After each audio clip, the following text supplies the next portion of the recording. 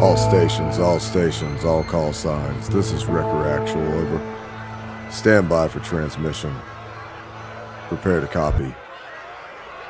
This is American Vindicta.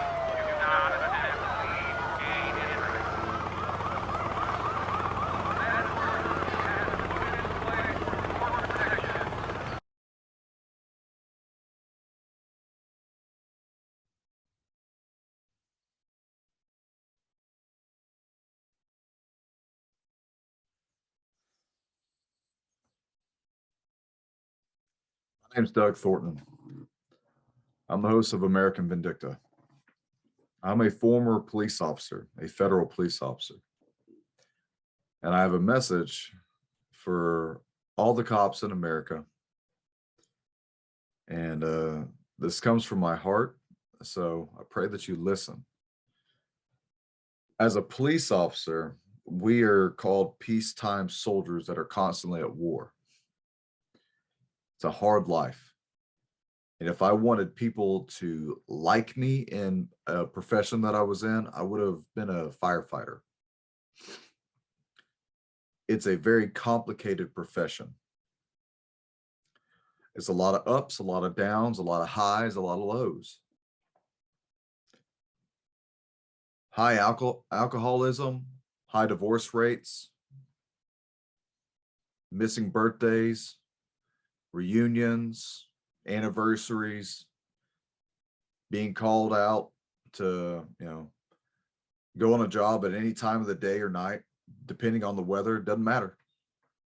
It's a hard life. And you see things in law enforcement that changes you.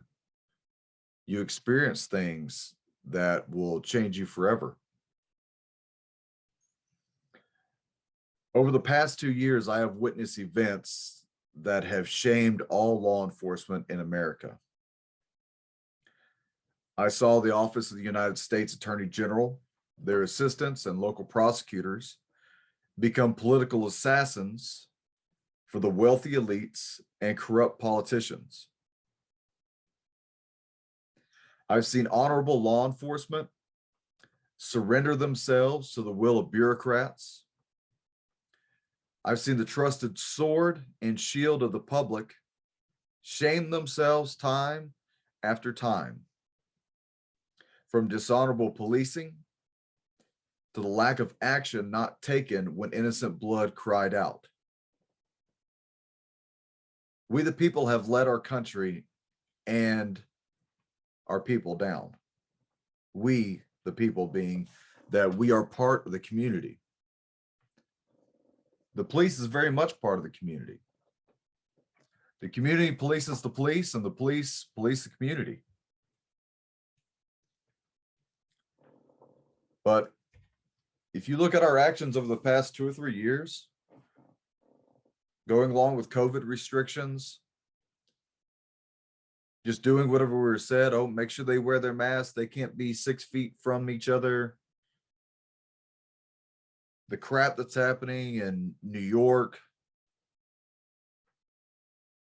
And just look what's happening to our laws. What is it, New York?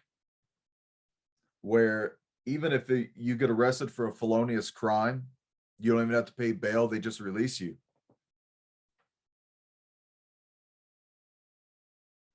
When I was deployed multiple times to Portland, Oregon, some of the funnest times of my life, worked with some of the greatest, bravest Americans that I've ever met. And I'm proud of that service, and I'm proud of the people that I worked with, and I'm still proud of them. But that city has gone to hell. And that city, you have never felt such unwelcome as a law enforcement officer. You have people that'll walk up and say, thank you for your service, attempt to buy you a cup of coffee. But, it's a onesies and twosies out there. And that's what's strange, is that we are told that, hey, that's just the West Coast. That's just how those people are. Well, that's bullshit. That's not how people are. The people who hate law enforcement, I firmly believe, represent a small minority of people. but they have the largest voice, the largest platforms, and it's their president that's in the White House.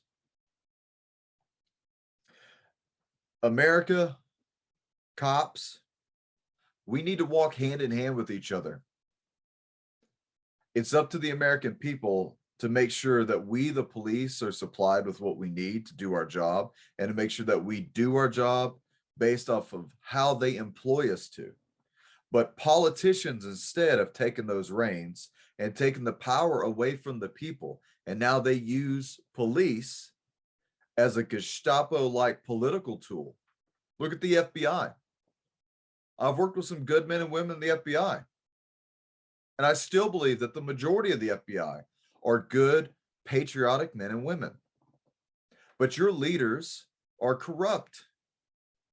January 6th exposed that. The Russia scandal exposed that. What happened to Peter Strzok? What happened to James Comey? Any one of you watching me right now, try to go out and commit 18 felonies like Hillary Clinton did and see if the FBI will just let you walk. Won't happen. It's rules for thee, but not for me. But we, the police, get caught in the middle of this political tennis match, and we always get the shit side of the deal. You loved me yesterday, you hated me today, both days I got paid. That's what I used to have to tell myself to get through the job on bad days.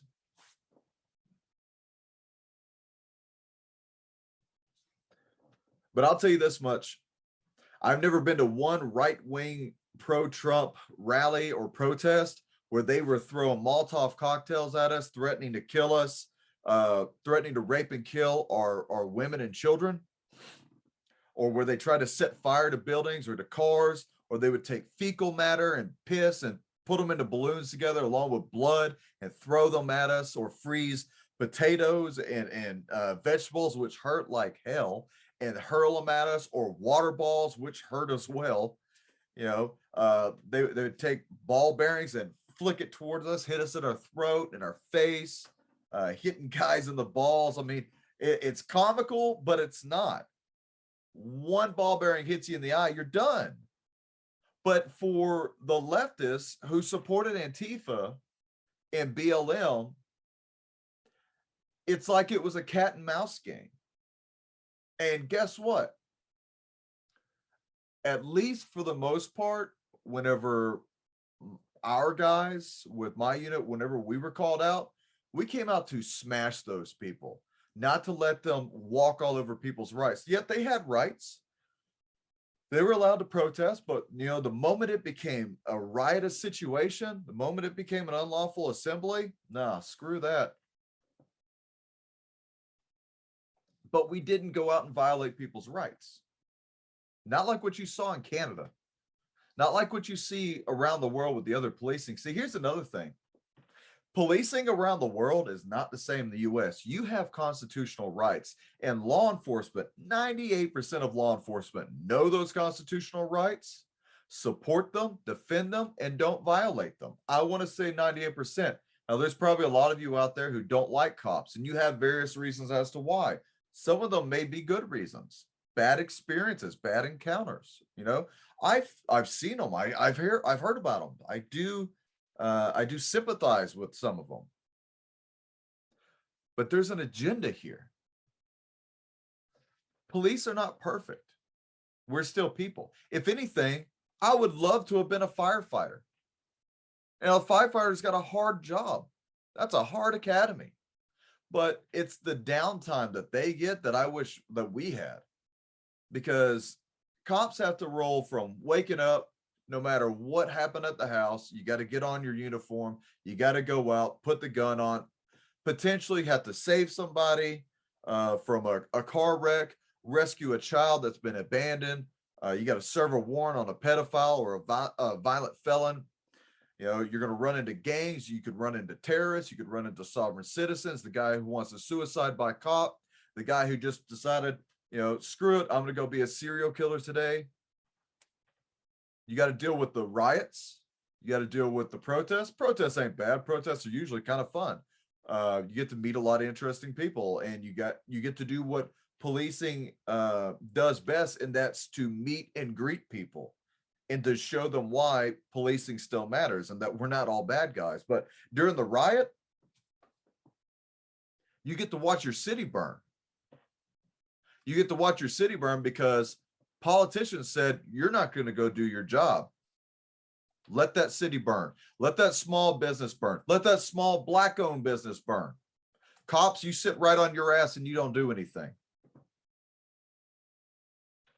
And then these same politicians, they go out and say, you know, cops are bad, cops are evil, white people are bad, white people are evil. January 6th, whatever, man. Whatever the politicians could say and do to lie to you, to get you on their side so that you'll vote for them, to put their ass back in power, is what they will do.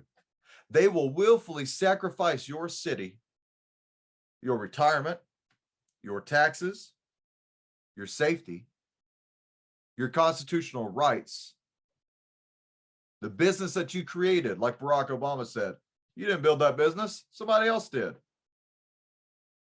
Yeah, well, let's go, Brandon. That's all I'll say about that one. Look, I'm kind of roughed up today. I'm kind of pissed off about this because I wrote a thing a couple days ago that God put on my heart as a message for law enforcement, and I've tried recording it a couple times now, and it just doesn't come out right. I speak more from the heart when I ramble, though I sound like a crazy person. But we have a problem in this country, and law enforcement is a scapegoat for many of the political elite. And it's also a scapegoat for many of the criminals in America. You know, anytime something bad happens with drugs or crime, well, the cops are the bad guys. So let me get through with this speech. Then I'm going to sign off. I got to do some other recordings. I want to get this out there, let you hear from my heart. And for starters, I really want to say that if you want to see some good cop YouTube channels, Donut Operator is probably one of the best guys out there. He's extremely funny. His use of force reviews are awesome. So my hat to Mike the Cop, Donut Operator. Brandon Tatum's another good guy. I would love to eventually get all these guys on as an interview for the show, but we'll see what we can do. But support those guys. Brandon Tatum, Mike the Cop, Officer 401, I believe is the other one. Donut Operator. Those guys are good, patriotic guys, man. And they know just how hard being a police officer is. In the various different types of struggles that go through with that. So, check out their channels and support them. I should probably be saying support me, but I really don't care. Support me or not, God's the one who's guiding me. So I'm just along for this ride. So let's get through this speech. I mourn for our police, for the shame these times have brought upon us, the shame of the leaders of the FBI and the Department of Justice, the shame of policemen turned into politicians, kneeling with the mobs of terrorists and extremists, masquerading behind a corrupt and false solidarity with criminals. You didn't take the knee with the mob because you believed in their lies. You bowed down before the mob because you were scared of the lash.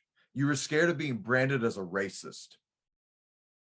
You were scared of not getting voted into that sheriff's committee again. You were scared of losing the police chief status or the captain. You were scared of not getting promoted. You were scared of not getting whatever it meant with your career instead of standing up for what's right.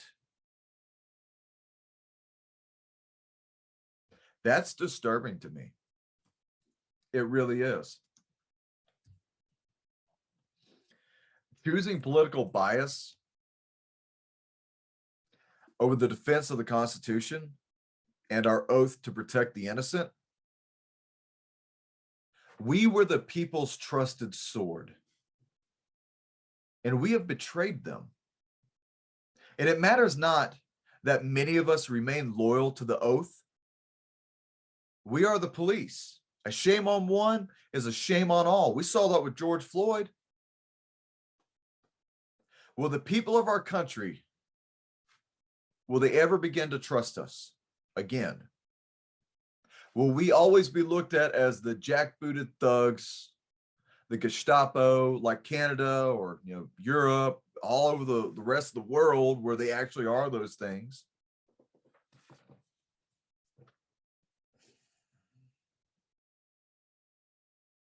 It's a very fragile system when it comes to policing and staying on the good side of the community.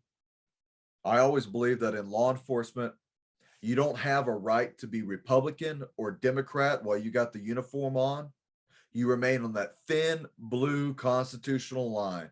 And some days we may have to go against the Republicans because they got out of line. Some days we may have to go against the Democrats more than ever because they are always out of line.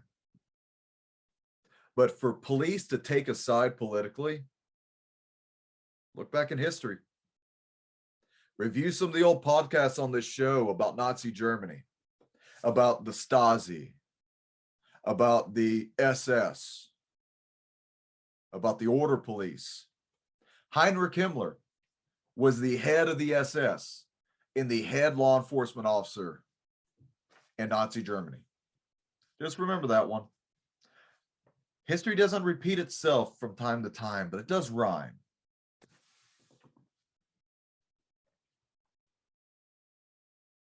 Can law enforcement officers ever right the wrongs of others? No.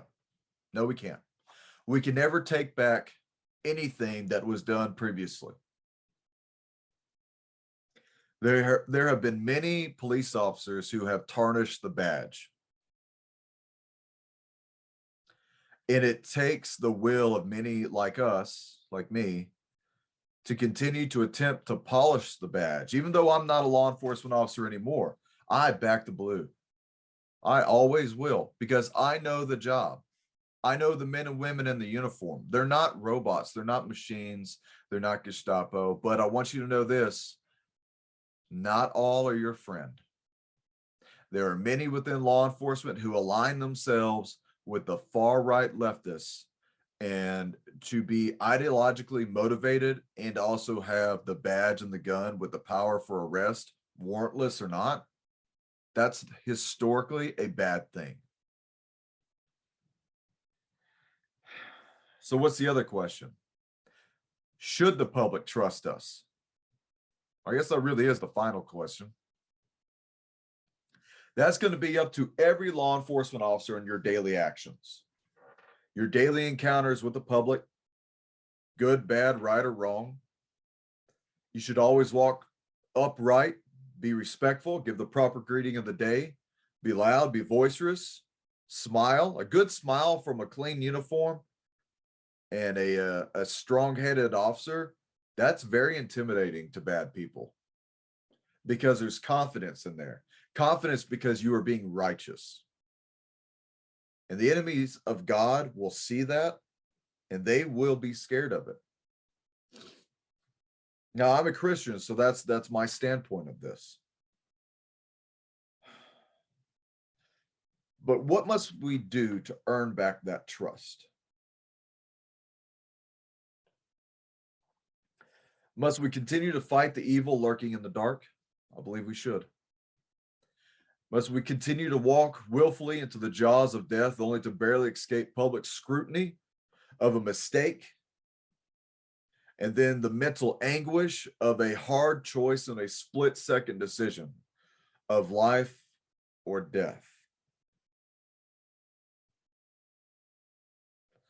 I believe officers will always continuously move forward to stop the threat, to save the innocents. That's our calling. I think sometimes officers get bogged down in the mire of politics and depression sets in, probably 90% of us, along with exhaustion from the job. So you can easily see how we put ourselves in a bad mental state at times, and we have a really shitty outlook on life because we see the worst parts of life. But we're allowed, through the grace of God, to be one of the best parts of that life, the rescuing of a child, coming to the aid of another human being. We may not always save them, but it doesn't mean we don't try. You don't call Joe Biden when you're in trouble. You don't call Nancy Pelosi or Kamala Harris. You didn't call Donald Trump when you were in trouble. You called the police. And we have always showed up. Maybe not right on time. You know, that's another part of this discussion. We're called the first responders. If you were a victim of crime, you are the first responder. How you handle that situation will determine your fate. You'll either be ready for it or you won't. You'll either have trained for it or you didn't. You'll either be ambushed and caught off guard, or you will have 360 degrees of situational awareness, and hopefully you'll spot the ambush before it happens and you'll be able to react. That's life. Life sucks. It's hard. It's terrifying at times. But law enforcement has this beautiful ability to give comfort to those who are in fear. But we should be actively looking for the threat. We should be actively making our communities a hard target to hit, deterring crime, deterring terrorism. But where were we in 2020? As Kenosha burned down, where were you, law enforcement? Did it really take a 17-year-old child, Kyle Rittenhouse, God bless him, and the hell that boy's been through? But did it take a child with a rifle to do the right thing, even though he was put in a horrible situation? I stand with Kyle Rittenhouse, and so does almost every cop out there. And if they don't, and they say, oh, well, he's racist. No, man. I'm telling you right now, as a cop, if you go down that route, you need to surrender the badge and you need to go to another profession. That's not the right place in your head to be. Because when you start finding reasons to call everyone who doesn't look like you an enemy, to include the officers to your left and right, you're the problem. And if you believe the lies of the politician, they're also the problem. And you are becoming a tool of that problem. We're supposed to be problem solvers, not problem creators. Well, I mean, we're supposed to be creating the problems for the criminals.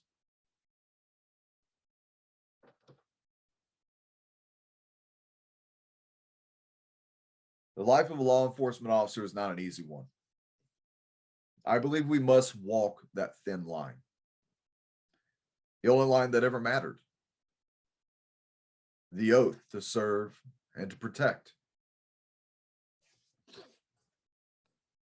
Even though I'm no longer a law enforcement officer, I still back the blue. I still believe in the cause. We have many tares amongst our wheat.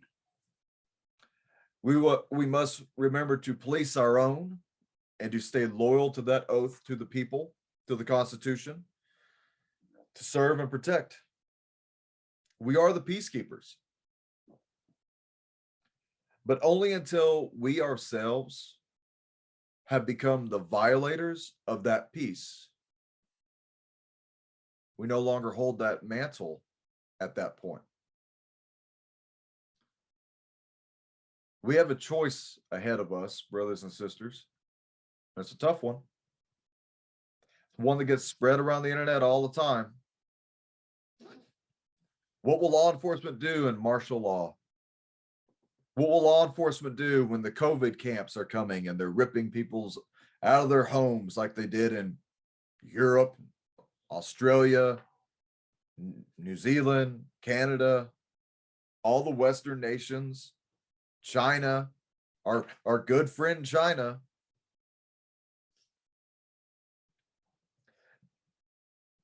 Law enforcement officers, don't you ever think that that can't happen in this country. You don't control the policies. You enforce them. You enforce the laws, but you don't get to write them. Remember that? Corrupt politicians are. And they're becoming more corrupt. I am not a friend of politicians.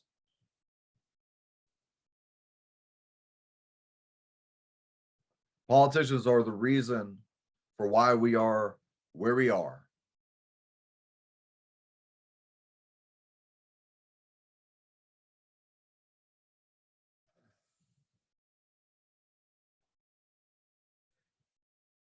The options are yours, brothers and sisters. I was not given an option. I had to leave my service. But I was put on another path in life. God saw fit to bring my talents elsewhere, whatever those talents are. But they're being done for his purpose, many of which are still very unclear to me. Now, jokingly, I believe, and I do want to say jokingly, some people have emailed me saying that I'm prophetic or that I'm a watchman on the wall. Those are very nice things. Thank you for saying that or even considering that. I assure you, I am not a prophet. I'm not a watchman on the wall. I struggle with my own internal battles. I am not perfect. I am very, very, very, very far away from what I think a good, perfect Christian should be. But I am also very hard on myself for very good reasons. I can't be any of these things. Not yet. Not while the storm runs through my veins. And as long as God will let me and grants me the breath of life, I want to continue to be a peacekeeper, a peacemaker. And I will not drop my sword. I simply fight another battle now. I'm a voice for the voiceless officers who still stand in the honor of the badge.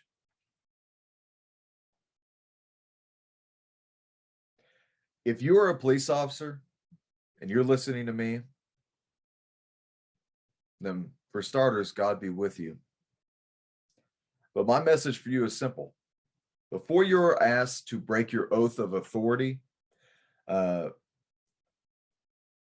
an authority that seeks to enslave others, and before that authority asks you to violate someone's rights for a cause that is against the United States Constitution, remember this: it is in God that we serve. It is his kingdom that we police, and our Lord is the final judge. Here's my final thoughts. Like me or not, for those officers dealing with the mental battles, the depression, the anger,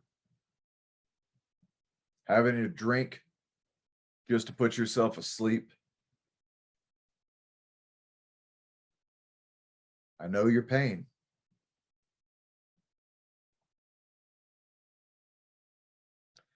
Don't let the job beat you down. Look away from the taunts of the demons begging for your attention. Remember who all you have helped, who you have saved. Remember those of you that have rescued people from the evils of mankind. Look away from those demons and what they've done to the public that we police.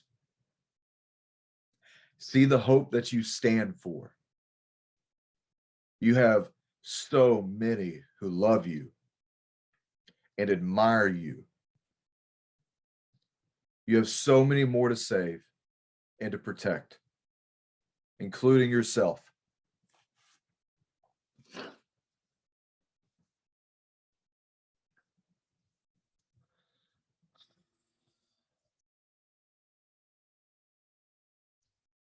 Lord, hear my plea. To all those who cherish the badge, to the good men and women in law enforcement who risk their lives every day for strangers, God be with you. Glory to God, our King. May you all be found worthy when the testing hour comes. Please hear my voice, all you who walk between the void of life and death. Do not walk in fear. Walk in strong faith with God, who guides our steps and steadies our hands. Fear not the arrows that fly by day and the terrors that stalk in night. Fear not the sound or the heat of the battle. Fear not the flame of the fight. For 1,000 may fall by my side, but still I will trust and fix my eyes upon you, Lord. For you are our refuge, our tower of strength, a fortress for all who would call on the name El Shaddai. God, you are our mighty sustainer. You are the God who provides. You are a faithful defender. Your shield is called faithful. Your word is our sword. I am calling on all you who carry the sword. Rise and live again. We have become like the valley of dry bones. So I ask, come out of this corruption, my people. Come out of this corruption. Come out of this dark tomb and live again. Show the world who we, the police, really are. Lift up your voices and praise him who declared that man should breathe in the gift of life and guides us when we die. Lord, raise up an army of protectors. Breath of God, breathe life again into these dry bones. Bring the honor, courage, and commitment back into we, the peacemakers. Arise here and now, all you who are called to be a peacemaker. Take a stand, you men and women of courage. We've got your 6, if you've got ours. I hope you all remain code 4. Watch your brother's back and watch your mouth. You're always on videotape, even when you think you're not. Remember to uphold the Constitution and that you took an oath to the Constitution and not to a political party. May we all be found worthy to carry the sword for the kingdom of heaven. That is all. Thank you.